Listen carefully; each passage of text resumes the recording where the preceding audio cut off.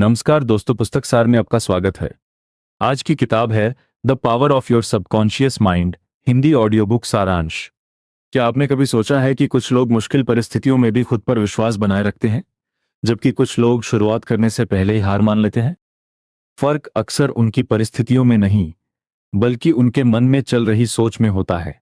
Joseph Murphy की किताब power of your subconscious mind इसी विचार को समझाती है कि हमारे मन का एक ऐसा हिस्सा है जो लगातार काम करता रहता है, हमारे विचारों, विश्वासों, आदतों और भावनाओं को प्रभावित करता है। इसे लेखक अवचेतन मन कहते हैं।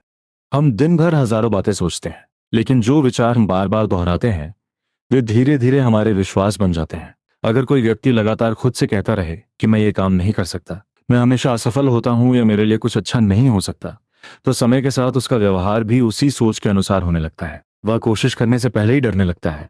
इसके उलट अगर इंसान अपने मन में यह विश्वास पैदा करे कि मैं सीख सकता हूं, मैं सुधार सकता हूं और मैं अपनी स्थिति बदल सकता हूं, तो उसकी सोच और उसके फैसले बदलने लगते हैं। यही इस किताब की सबसे महत्वपूर्ण बात है। आपके विचार आपके जीवन को प्रभावित करते हैं, लेकिन इसका मतलब यह नहीं है कि केवल सकारात्मक बातें सोचने से हर इच्छा अपने आप पूरी हो जाएगी।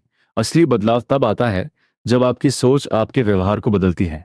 जब आप खुद पर विश्वास करते हैं तो आप उन कामों को करने की हिम्मत भी करने लगते हैं जिन्हें पहले असंभव समझते थे। मान लीजिए किसी व्यक्ति को लोगों के सामने बोलने से डर लगता है। अगर वह रोज यही सोचता रहे कि मैं बोल नहीं सकता, लोग मेरा मजाक उड़ाएंगे, तो उसका डर और मजबूत हो सकता है। लेकिन अगर वह धीरे धीरे अपने मन को नई दिशा दे और सोचे मैं हर दिन थोड़ा बेहतर बोल सकता हूँ, फिर छोटे छोटे कदम उठाए, तो उसका आत्मविश्वास बढ़ना शुरू हो सकता है। किताब ये भी बताती है कि सोने से पहले और जागने के बाद का समय हमारे विचारों के लिए खास हो सकता है। उस समय मन अपेक्षाकृत शांत होता है, इसलिए अपने लक्ष्य और सकारात्मक विचारों को शांत तरीके से दोहराना उपयोगी हो सकता है। इसी तरह किताब में कल्पना और मानसिक चित्रण की भी बात की गई है। अगर आप किसी लक्ष्य को हासिल करने की कल्पना करते हैं तो आपका मन उस दिशा में सोचने और अवसरों को पहचानने के लिए अधिक तैयार हो सकता है। लेकिन एक और चीज बहुत जरूरी है, डर। डर हमारे मन में ऐसी तस्वीर बना देता है जिसमें हम पहले ही असफल हो चुके होते हैं। हम किसी काम को करने से पहले ही उसके बुरे परिणामों की कल्पना करने लगते हैं, और फिर हमारा डर हमें कोशिश करने से रोक देता है। इसलिए डर को पूरी तरह खत्म करने की कोशिश करने के बजाय हमें अपने ध्यान को उस परिणाम की तरफ ले जाना चाहिए जिसे हम हासिल करना चाहते हैं। अगर आप परीक्षा से डर रहे हैं तो केवल ये मत सोचिए कि अगर मैं फेल हो गया तो क्या होगा। इसके बजाय सोचिए मैं पूरी तैयारी करूंगा, जो नहीं आता उसे सीखूंगा और अपना सर्वश्रेष्ठ दूंगा। यही बदलाव धीरे धीरे आपके व्यवहार में दिखाई देने लगता है। किताब हमें यह भी सिखाती है कि हमें अपने आप से बात करने के तरीके पर ध्यान देना चाहिए। हम दूसरों से तो प्यार और सम्मान से बात करना चाहते हैं, लेकिन खुद से कई बार बहुत कठोर भाषा में बात करते हैं। हम गलती करते हैं और तुरंत कहते हैं मैं बेवकूफ हूं। एक काम खराब हो जाता है और हम कहते हैं मुझसे कभी कुछ सही नहीं होता। ऐसी बातें सिर्फ शब्द नहीं होती। अगर हम इन्हें बार बार दोहराते हैं तो ये हमारे आत्मविश्वास को प्रभावित कर सकती हैं। इसलिए अपनी भाषा बदलना जरूरी है। मैं असफल हूं की जगह कहिए इस बार मेरा परिणाम अच्छा नहीं आया, लेकिन मैं इससे सीख सकता हूं।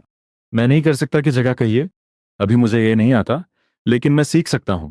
ये छोटी सी मानसिकता आपके पूरे व्यवहार को बदल सकती है। इस किताब का एक गहरा संदेश ये भी है कि आपको अपने मन में जो बोना है उसके बारे में सावधान रहना चाहिए। अगर आप लगातार नकारात्मकता, डर और असफलता के विचारों को पोषित करेंगे तो आपका मन उसी दिशा में काम करेगा। अगर आप विश्वास, शांति, आत्मविश्वास और सफलता की दिशा में सोचेंगे तो आपके फैसले और प्रयास भी उसी दिशा में जाने लगेंगे। लेकिन याद रखिए, सिर्फ सोचने से जिंदगी नहीं बदलती। अगर आप अमीर बनना चाहते हैं तो केवल पैसे की कल्पना करने से पैसा नहीं आएगा। आपको सीखना होगा, मेहनत करनी होगी, सही फैसले लेने होंगे और गलतियों से सीखना होगा। अगर आप स्वस्थ जीवन चाहते हैं तो केवल स्वस्थ होने की कल्पना करना काफी नहीं है। आपको अपने खान पान, नींद और व्यायाम पर भी काम करना होगा। यानी अवचेतन मन आपकी दिशा बदलने में मदद कर सकता है, लेकिन रास्ते पर चलना आपको खुद पड़ेगा। और शायद यही इस पूरी किताब का सबसे व्यवहारिक संदेश है।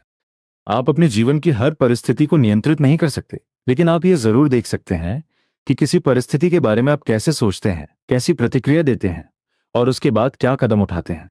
इसलिए अगर आप अपने जीवन में बदलाव चाहते हैं तो शुरुआत बाहर की दुनिया को बदलने से नहीं, बल्कि अपने भीतर की सोच को समझने से कीजिए।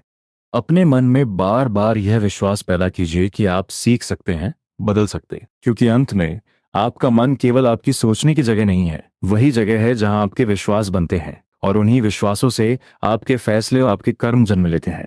The power of your subconscious mind हमें यही याद दिलाती है कि अपने मन को समझना और उसे सही दिशा देना अपने जीवन को बदलने की दिशा में एक बहुत महत्वपूर्ण कदम हो सकता है।